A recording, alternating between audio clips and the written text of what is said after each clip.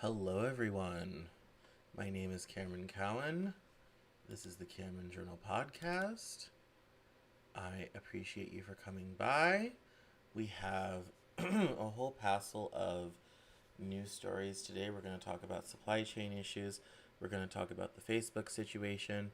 We're also going to talk about what was the other thing we were going to talk about? Oh, yes. Flash flooding, water issues, climate change, all this type of thing. I should know this because I just wrote the description for this live stream. But didn't get that far. I'm speaking a little bit quietly today because my throat is tired. I have done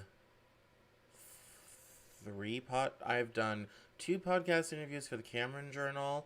I did a 2.5 hour video appearance with Brendan Bushy from Delaware. He and I talked about, well, a little bit of everything.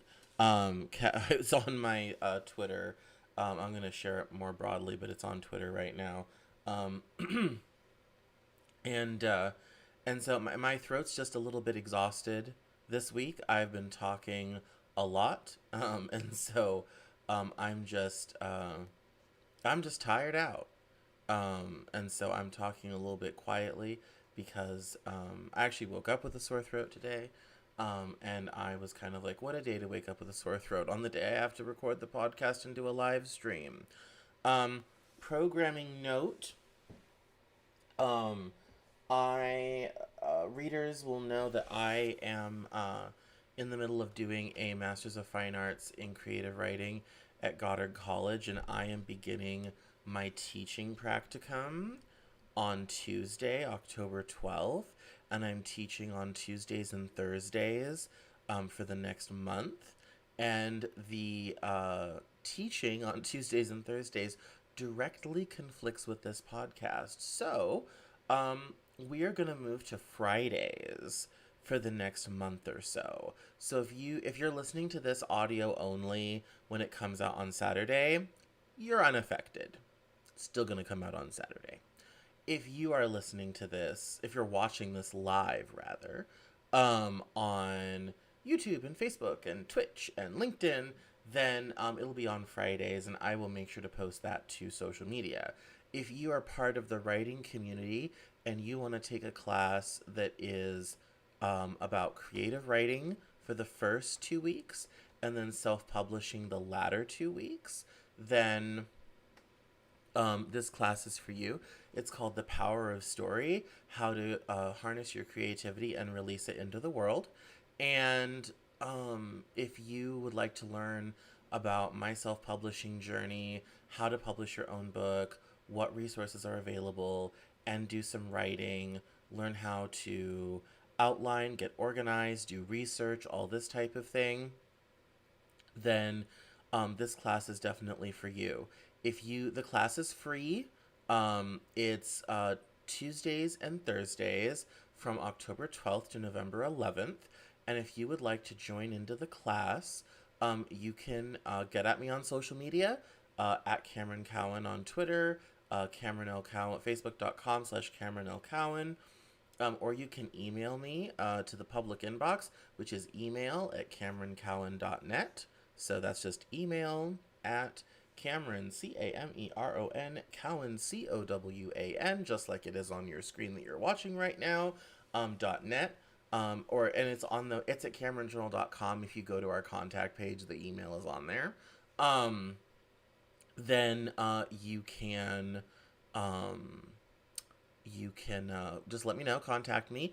I'll get you the Zoom link, all this type of thing, and we can go from there. So it's going to be exciting. I'm doing it in collaboration with Douglas Cole and the Bellevue Community College. And so there's going to be some of his students there. I'm going to start talking about this on social media over the weekend. I basically just got approval, final approval for everything for it today. And then it's like, oh crap, starting on Tuesday, all this sort of thing. So we're kind of getting all that together and all of that arranged. And yeah, but if you want to take a really cool writing class, yeah, I'm going to be talking about it a lot on social media over the weekend. So, but if you want to come, do a cool writing class, hang out, make some new people. We're gonna do a little bit of writing sessions. We're gonna do a group editing session, kind of like a group feedback thing. If you want to do that, hang out with that.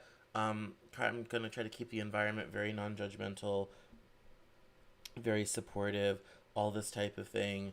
If you want to take that on and do that sort of thing, then this class could definitely be for you.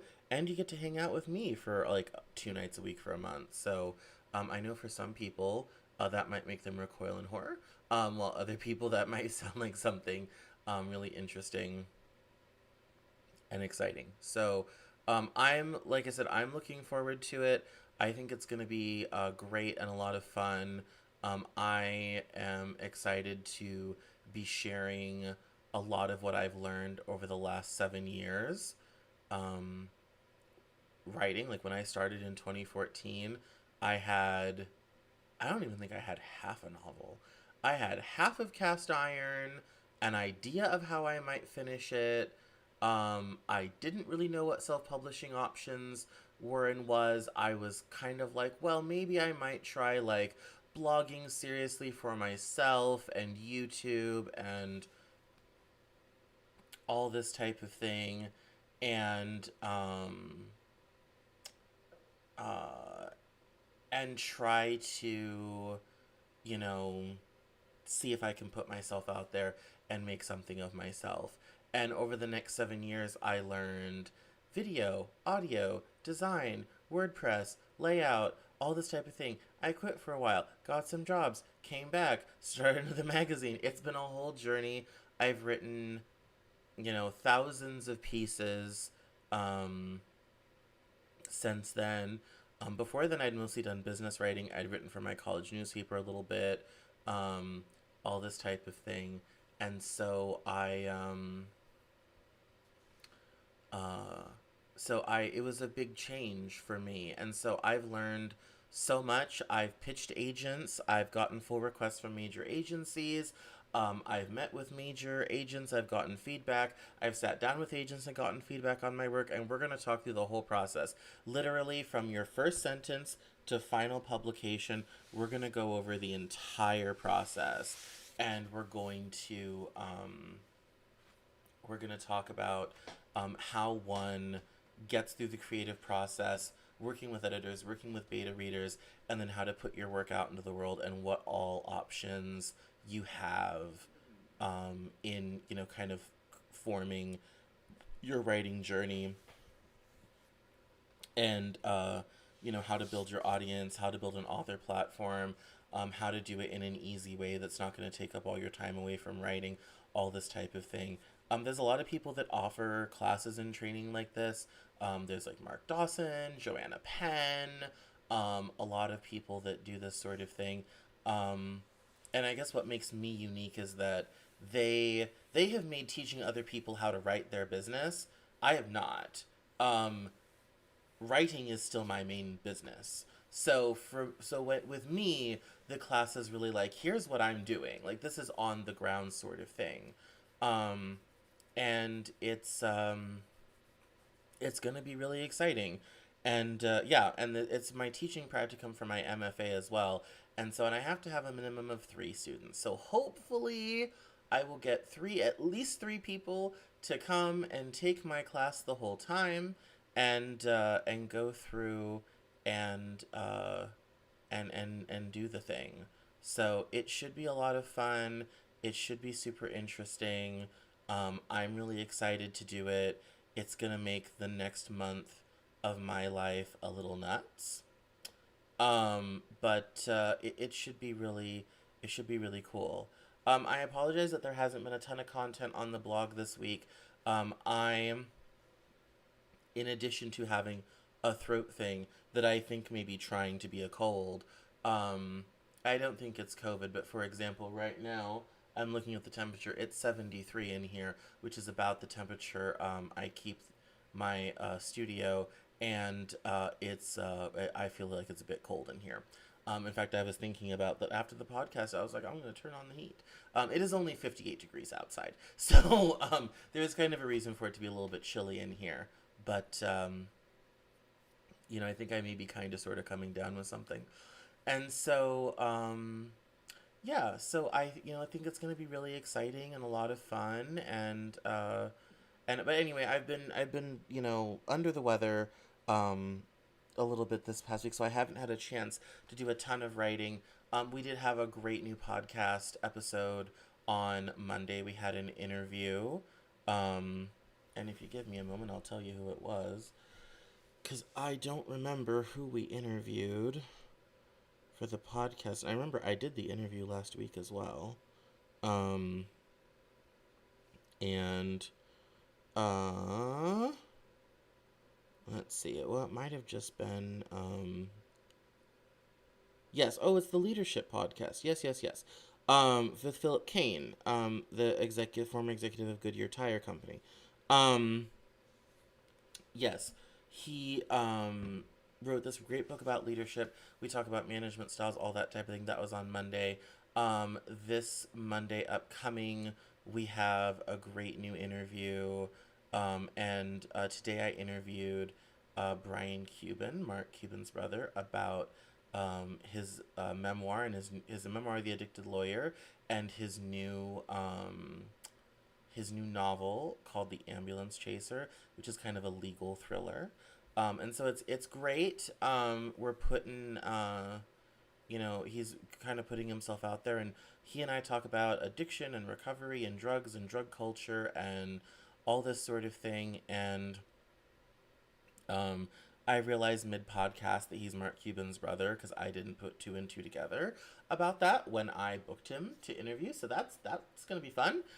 So that'll be out on October the 18th. So yeah, we have interviews on Monday. So it'll be really it's really exciting. So yeah, so we have a new podcast episode this week.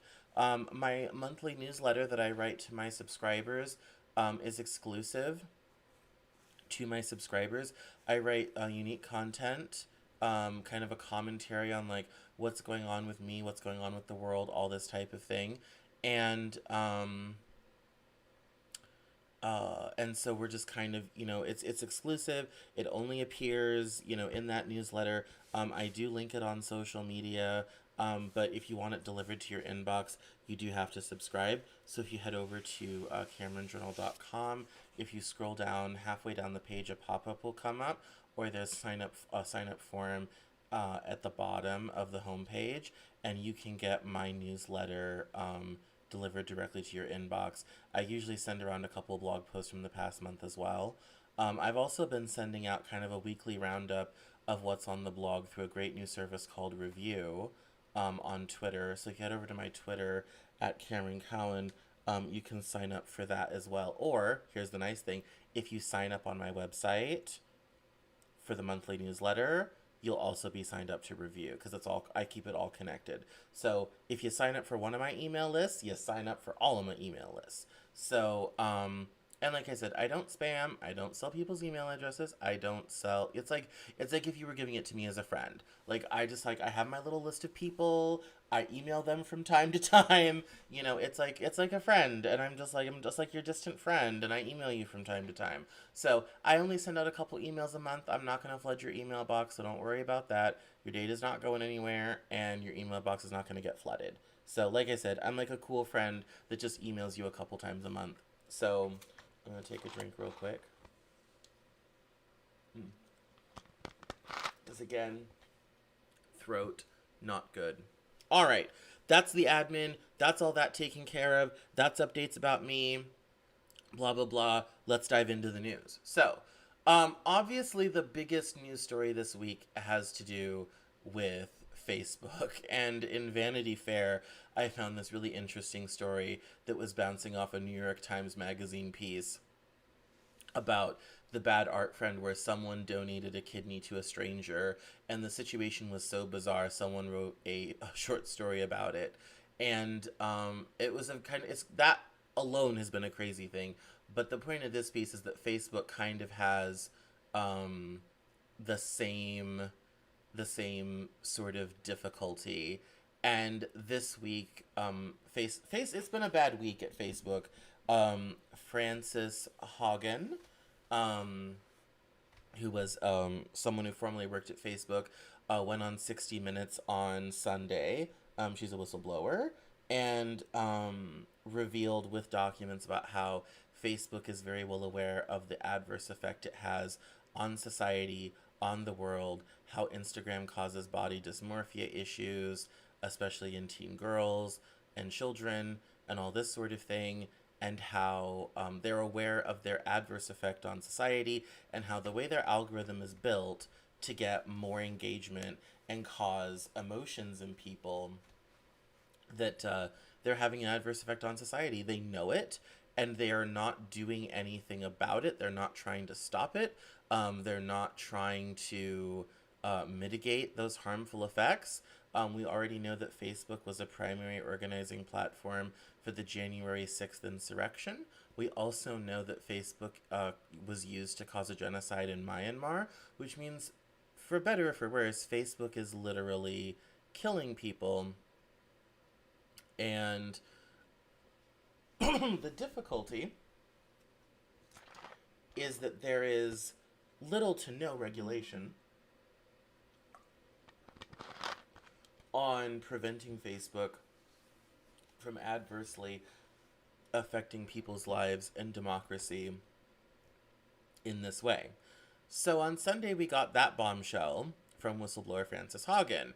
Then, literally the next day, Facebook then had a 6-hour outage.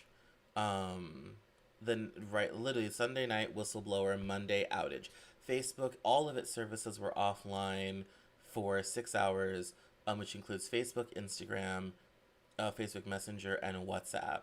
And one of the side stories of the Facebook outage is how WhatsApp Messenger, which Facebook bought, I think, in 2017, although not in popular use in the United States, in the rest of the world, particularly in Africa, the Middle East, Latin America, and most of Asia, WhatsApp is an essential utility. It's how people are able to talk to each other without having to worry about minutes and data and international calling and all this type of thing. People use WhatsApp to call, people use WhatsApp to message, and people were cut off from friends and family all over the world for 6 hours on Monday. In fact, it's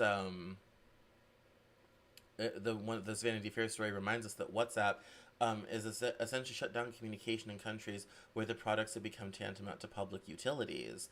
And in a lot of other countries' cell phone plans, WhatsApp messaging and calling is totally free, and it's a great way if you have family that lives in another country to keep in touch with them without having to pay international calling rates. And so having WhatsApp go down literally cut off 2/3 of the world from each other because of the outage. So it was a very tough 24 hours at Facebook. Facebook services eventually did come back online. They said it was an engineering glitch with what they were trying to roll out something new, and it did not work. So obviously the conspiracy theories were flying around that it was Facebook dumping data. Other people said no, it was Facebook trying to prove a point that they're an essential, utility. They're an essential part of life, and without them, things are not, going to work as well as they ordinarily might otherwise. And so it was an interesting sort of 24-hour period for the popular social media giant. And I feel strongly that this Facebook story, this latest iteration of it, is definitely not going to go away. And that much should be obvious, hopefully, to people at Facebook.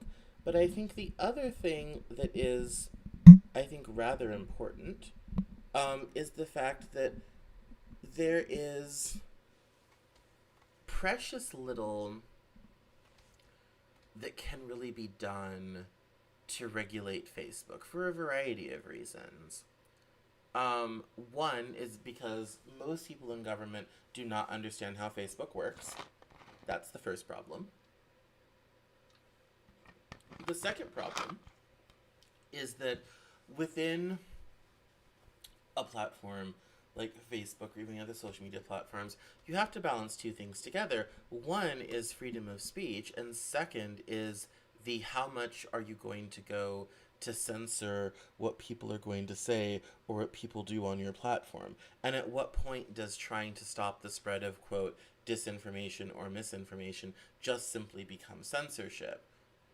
And for me, as a radical free speech person, if I have to pick between government regulation of censorship and no censorship, I would rather pick no censorship because that makes sure that the government cannot control what I do.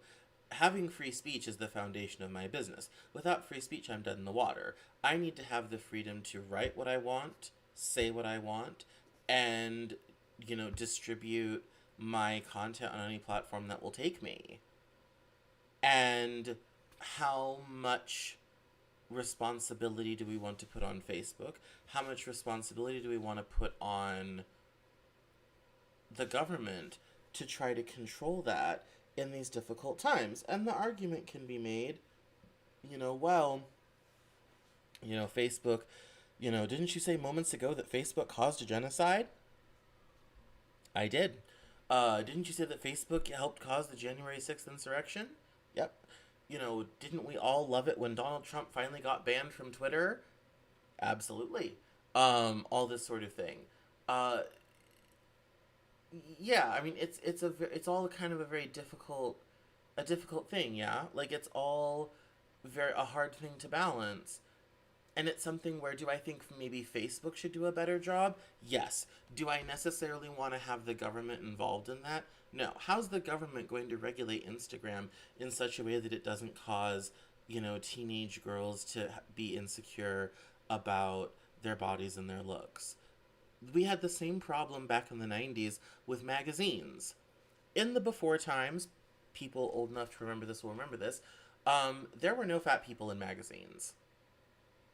There weren't. Like, if you were in a magazine, people in magazines were always thin, pretty, good luck finding a black person. You might find one or two. Hispanic people, you might find one or two.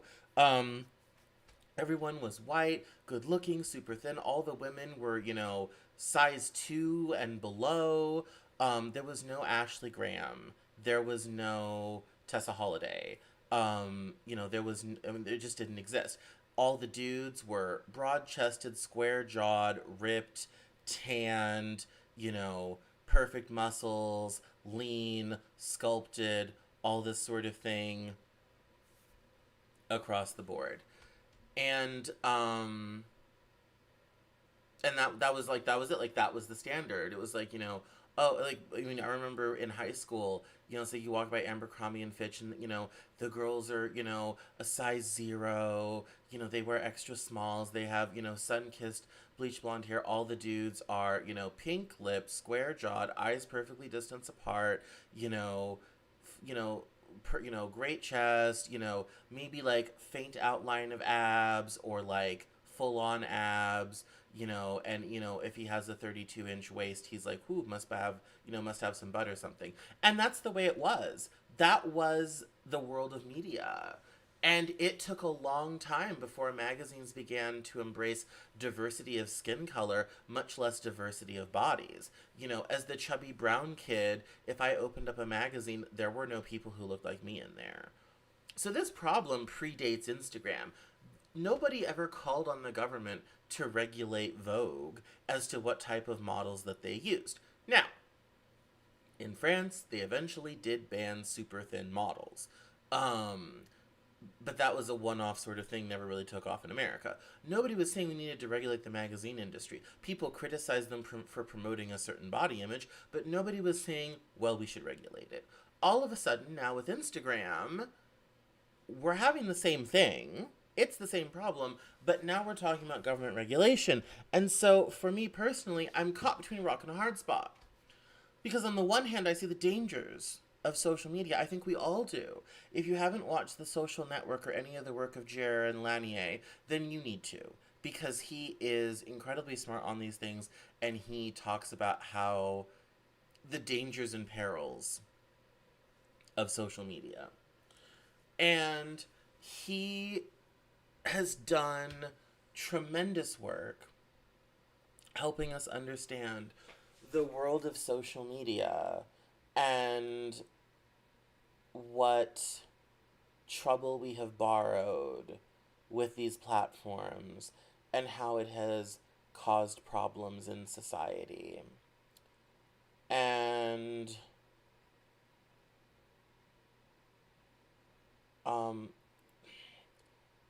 his recommendations delete everything. And some people might say, well, aren't we just, isn't life a little bit better without Facebook? I mean, some of us lived whole lives before Facebook came along. I was, into my 20s before Facebook came along. Couldn't we, live, better life through less Facebook, sort of thing. As much as we may not like what people say on certain platforms, and as much as we may not enjoy the conspiracies and the falsehoods and the bad memes and the poor sources and all this type of thing, getting rid of Facebook is only going to slow down the distribution of it, but it's not going to stop the disinformation, the misinformation. Most of the stuff that people are posting are coming from other blogs or memes or pictures or whatever have you. Those things are still going to exist. It's just that you're not going to be able to spread them as far and as fast. Will that help? Maybe, possibly, but people may still end up seeking that sort of thing out. And I'm not saying that we shouldn't find a way to do something about Facebook or try to break it up or whatever have you. And I'm not saying that Facebook isn't causing harm. It is. But in our rush to regulate them and censor them, we also have to be mindful of our free speech rights. We have to be mindful of the fact that in the public square, we need to be able to express our views, even if they're not popular, even if people don't like them. This isn't the first time in American history where we have had to deal with false information being widely disseminated. Newspapers were well known for printing questionable things well into the late 19th century, and it was ultimately consumers that shifted things around. It was libel. I mean, libel laws certainly helped, and slander laws certainly helped with all of that. But it was a long time before newspapers really cleaned up their act on some of the things that were getting published. And in the United States, we kind of have this unique situation where the First Amendment protects us against government censorship of speech. However, that does not extend to something like Facebook, which is a private platform. What it does do, though, is it gives us perhaps an opportunity to decide how to better educate people, how to make people media smart, how to counteract the sort of misinformation and disinformation that thrives on social media platforms. Now, one of the things that the whistleblower mentioned that I thought was very interesting is she talks about how Facebook's algorithm is really optimized to generate that reaction, and they have found, and any social scientist will tell you this, that a poor, it is easier to get an angry reaction than it is to get a positive one. An angry reaction, and something that's going to cause anger is going to get a reaction far faster than something that causes happiness, pleasure, or joy. And so Facebook has dialed into this. It's hacked the human brain, and it has created a system and a situation in which it is the content that it chooses to serve up to you through the algorithm is hyper optimized to cause reaction, cause engagement, keep you on the site, keep you using the app, and thereby keep you engaged and clicking on ads and making them money. This obviously isn't positive, but how we regulate that or stop them from doing that, I don't know. this piece from Vanity Fair kind of reflects I think, part of the situation that we find ourselves in, especially with the online environment. So, um, here's a bit from the Vanity Fair article and how Facebook can be a bit dangerous. It says here, to understand, it's helpful to catalog the light acts of antisocial online behavior littered throughout the story. Dawn Dorland, a woman who generously donated a kidney to a stranger, regarded a private Facebook group as a place to share extremely personal information about the event, including the text of a letter she sent to the recipient. She also used it as a record of who among her friends had genuflected to her and reached out to one who hadn't. This is a huge violation of a rule that many people, whether consciously or not, adhere to for the sake of sanity in the social media age. Online isn't real, and you shouldn't do things that make it seem more real. Sonia Larson, an acquaintance whom Dorland subsequently launched an attack on, was understandably perturbed by the posts and gossiped about them with her friends, then seemingly lifted the oddly personal message for a short story about a kidney donor. This violates a slightly less important rule of online life. It's fine to gossip, but assiduously hide the receipts. Then there's Tom Meek, a friend who informed Dorland about the story while tagging Larson in his comment. Another slightly lesser rule of digital engagement: snitch tagging is a surefire way to start an argument you can't control. If these rules all sound dumb to you, that's because they are. But understanding this arcane logic is the only way to survive if you, like me, are motivated by a profession and have an inclination to keep social media profiles. In order to spend our lives online, most of us learn to disconnect vague senses of propriety and manners from our social media interactions. Lots of people, for some reason or another, don't do this and want the internet to function more like real life. Conflicts between these two types of people happen everywhere on the internet, and neither group is inherently in the right. I often joke that we need to break the entire network of tubes into two parts, one for silly people and one for literal people. Nowhere is this need more obvious than on Facebook. By encouraging users to recreate their real-life social groups on the internet, i.e. encouraging a loose definition of friendship that binds you to everyone you've ever met as though they're someone your grandma knows from church, but algorithmically amplifying negative posts without context, Facebook is uniquely able to force these people to interact. Essentially, Zuckerberg invented a machine that will continually serve you things that you hate from people you feel an obligation to be polite to. And we shouldn't be surprised that it hasn't turned out well. Small communities have always depended on shame, subtle policing, and the threat of expulsion to maintain boundaries. Traditionally, that has been about exercising power. A system that pushes us towards negative content introduces an element of chaos into all of this, and that's reminiscent of The Lottery, Shirley Jackson's corny yet profound short story about how easy it is to get everyone to turn on one another for no real reason at all. The exigencies of Facebook have made our previous disciplinary structures impossible, and the ones that have emerged, such as gossipy group chats, are curiously susceptible to subpoena power, as is made painfully clear in Bad Art Friend.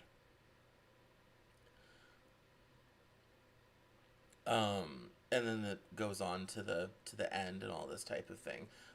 They recommend, a sort of, niche communities rather than this sort of general free for all that is, Facebook. And, they mention the fact that that can't really be supported by advertising, which means it can't really be free.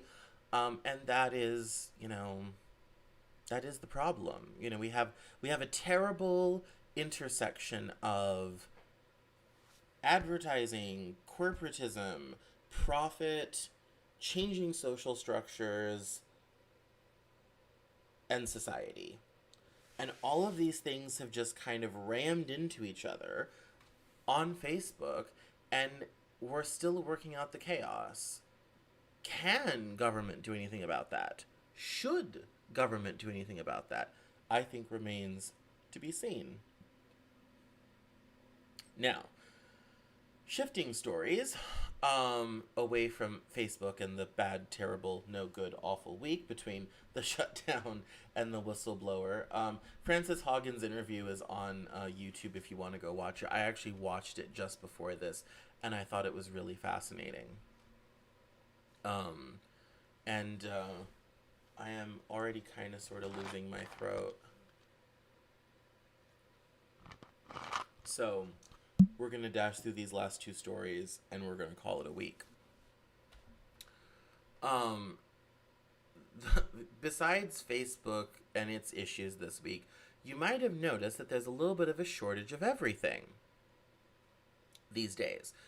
Go into a store, go into a grocery store, Target, Walmart, whatever have you. You might be finding that there's not a whole lot of anything on the shelves these days. It seems like the whole country has just run out of everything. Well, there's a reason for that. Um, the reason for that is that the global supply chain, as we have known it, the pandemic has basically broken the global supply chain. So, in all of our rush to offshore and outsource manufacturing and production of everything, um, most goods come from far away. They come mostly from Southeast Asia and China. But they can come from, Japan, China, Taiwan, Vietnam, Laos, Cambodia, the whole region. And so you end up with, all of this stuff gets put in containers, it goes on ships, and then it comes to America, it goes to Canada, it goes to South America, Mexico, and then some of it goes all the way around and ends up in Europe. And and those containers tend to be very full on the way out, and they tend to be very empty on the way back, as we buy much more stuff from them than they buy from us. And when the pandemic shutdown started to happen, and ports began to shut, and ships began to be stranded, and the crews stranded as well, China started closing ports, and factories were closing because of COVID outbreaks and all this sort of thing. The entire global supply chain just seemed to stop. And now that things have started to get back to a little bit of normal, the supply chain, unfortunately, has not been able to catch up, even though economic demand right now is at a sky high. Today in The Atlantic, we have a story that talks about this exact problem, and there was a couple sections I wanted to read that I thought were interesting. It says here that the U.S. economy is not yet experiencing a downturn akin to the 1970s period of stagflation, although we could end up with stagflation, but that's another conversation. This is something different and quite strange. Americans are settling into a new phase of the pandemic economy, in which GDP is growing, but we're also suffering from a dearth of a shocking array of things. COVID test kits, car parts, semiconductors, ships, shipping containers, and workers. This is the everything shortage. The everything shortage is not the result of one big bottleneck, in, say, Vietnamese factories or in the American trucking industry. We are running low on supplies of all kinds due to a veritable hydra of bottlenecks. The coronavirus pandemic has snarled global supply chains in several ways. Pandemic checks sent hundreds of billions of dollars to cabin-fevered Americans during a fallow period in the service sector. A lot of that cash has flowed to hard goods, especially home goods, such as furniture and home improvement materials. Many of these materials have to be imported from or travel through East Asia, but that region is dealing with the Delta variant, which has been considerably more deadly than previous iterations. Delta has caused several shutdowns at semiconductor factories across Asia, just as demand for cars and electronics has started to pick up. As a result, these stops along the supply chain are slowing down at the very moment when Americans are demanding that they work in overdrive. The most dramatic expression of this snarl is the purgatory of loaded cargo containers stacked on ships bobbing off the coast of Los Angeles and Long Beach. Just as a normal traffic jam consists of too many drivers trying to use too few lanes, the traffic jam at California ports has been exacerbated by extravagant consumer demand slamming into a shortage of trucks, truckers, and port workers. Because ships can't be unloaded, not enough empty containers are in transit to carry all the stuff that consumers are trying to buy. So the world is getting a lesson in Econ 101. High demand plus limited supply equals prices spiraling to the moon. Before the pandemic, reserving a container that holds roughly 35,000 books cost $2,500. Now it costs $25,000. The container situation is even weirder than it looks. With demand surging in the United States, shipping a parcel from Shanghai to Los Angeles is currently 6 times more expensive than shipping one from LA to Shanghai. JP Morgan's Michael Schemblast wrote that this has created strong incentives for container owners to ship containers to China, even if they're mostly empty, to expedite the packing and shipping of freights in Shanghai to travel east. But when the containers leave Los Angeles and Long Beach empty, American-made goods that were supposed to be sent across the Pacific Ocean end up sitting around in rail cars parked at West Coast ports.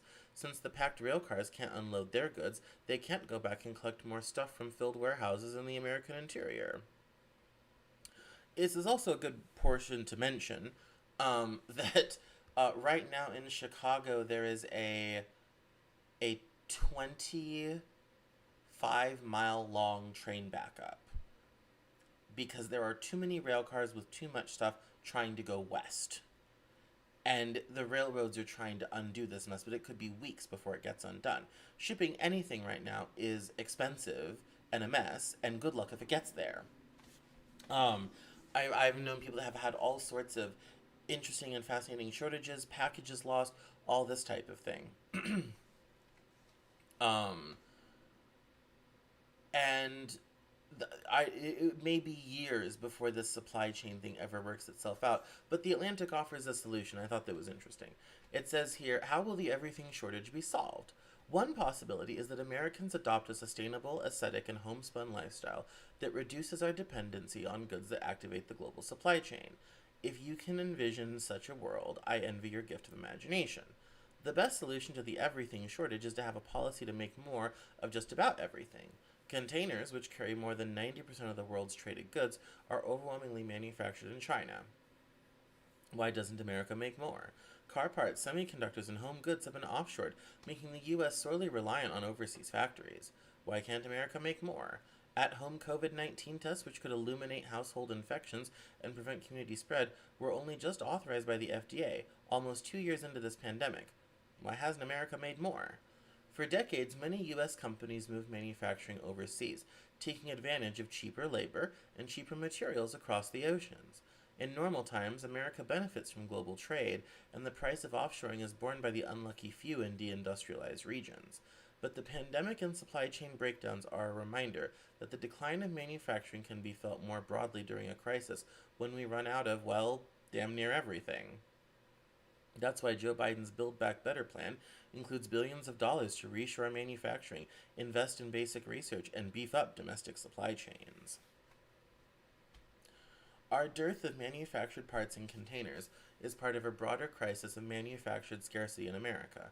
A protectionist and anti-growth instinct runs through government, yielding not only a flat-footed CDC and a tardy FDA, but also sharp restrictions on housing construction, immigration, and the licensing of new professionals and tradespeople.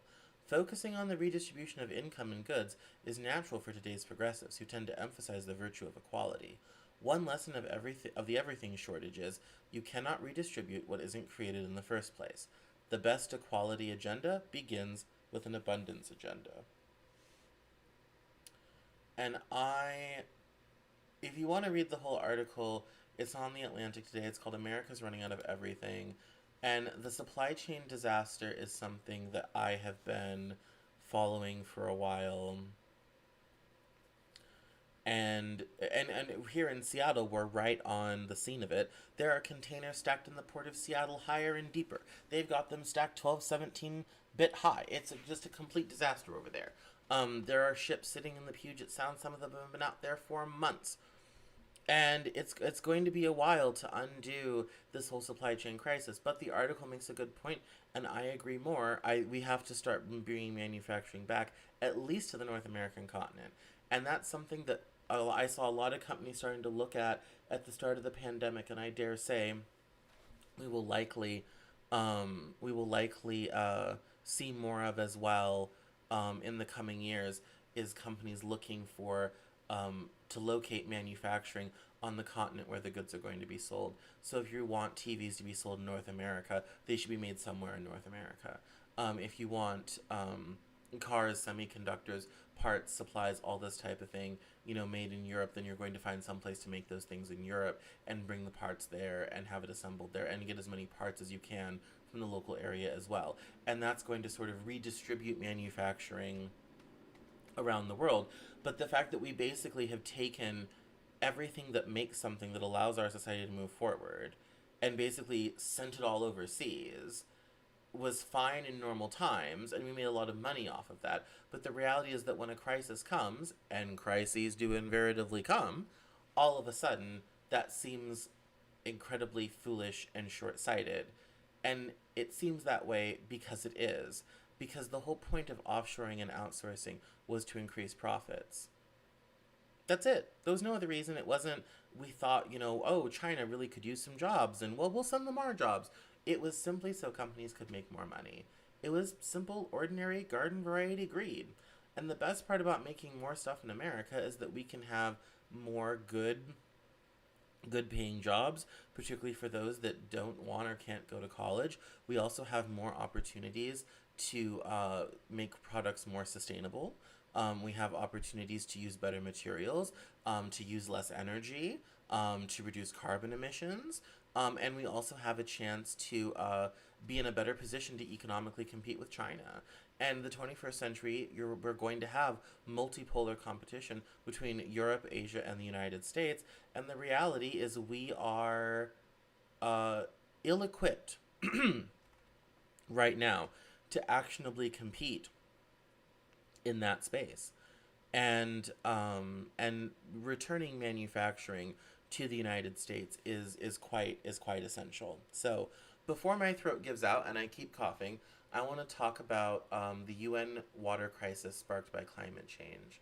So this week in Central Alabama, they had a storm that got stuck in in the Birmingham area, and the amount of water that fell caused terrible flooding in Birmingham and throughout Central Alabama, including Jefferson County, Shelby County, all this sort of thing. And so obviously homes were flooded, cars were ruined, people were bailing water out of their cars as they were flooding, and the UN has warned that the changes in our climate are causing differences in the water cycle. It says here from the UN report, as we change the climate, we have learned over the last many decades that we're also going to fundamentally change how much water we get and where we get it. The intensity of storms, rainfall patterns, the severity of droughts and floods, the demand for water from crops and from our natural vegetation. Scientist Peter Glick, co-founder of the Pacific Institute in Oakland, California, and a leading expert on how climate change is affecting water, told Yahoo News. This summer, with extreme drought continuing to worsen across several western states, and with flash flooding ravaging communities in the South, Midwest, and Northeast, the effects of climate change came into focus for many Americans. Bill Maher proposed an interesting idea that I thought was rather interesting. He proposed a new water pipeline where we move the water from where it isn't and move the water to where it needs to be. So we have too much water in the east, not enough of it in the west. Time to build a national water system. I used to say we needed a national water system, and everybody thought I was nuts. But as silly as the idea sounds, and as expensive it would be to pump water up and down elevations and all this sort of thing, and all this sort of thing, it does seem that we need a better way to manage water and better ways to get it from where it isn't to where it needs to be, and to save it, preserve watersheds, make sure that all of these animals and streams and rivers have the opportunity to have enough water to drain water, and also to provide water for humanity, and to provide water for all the things that we need water to do, which is everything from manufacturing to homes to agriculture, and anything, everything, sanitation, everything else. And being able to organize that in that fashion and create a water system that is resilient to the ways in which our climate is changing, honestly, really is a matter of national security. So it is, everyone knows I'm not always thrilled with the way climate research is being conducted. I'm not always thrilled with the narrative around climate change. And I have issues with the data. I have issues with the narrative, all this type of thing. But the reality is, regardless of the dominant narrative, the weather is changing. Our climate is changing. The evidence for fossil fuels causing it is not as great as people like to promote it is, but it is certainly a factor. The planet itself is changing. We are leaving a cooler, kind of end of ice age period, and the planet is getting much warmer, and things are changing away from what we're used to. Taking the time now to build the necessary resilient systems to make surviving this next area possible and making our civilization more resilient is going to be essential, basically, to our survival as a species. And so, yes, perhaps it's time to build Bill Maher's grand water pipeline. So we're coming up to the top of the hour. My throat is exhausted, so I'm going to grab a throat lozenge, let that rest, and I will see you all next week. As I said, we're going to move to Fridays for the next month while I'm doing my teaching practicum, because if I try to do a podcast and then teach a 2 hour class, no, that's not going to work. So if you would like to take my writing class, The Power of Story, contact me on social media at Cameron Cowan, or you can email me, email at CameronCowan.net. And I would love to see you in class. I will see you guys next week. We'll have more interesting news and stories. There'll be interviews on Monday. And although it's not done yet, I promise, new produced episodes, season 2 of the Cameron Journal podcast with new interesting episodes is coming. I will get them recorded soon. I promise. We're going to do it. I love you guys for watching or listening, and I will see you guys next week. Be well, guys. Bye bye.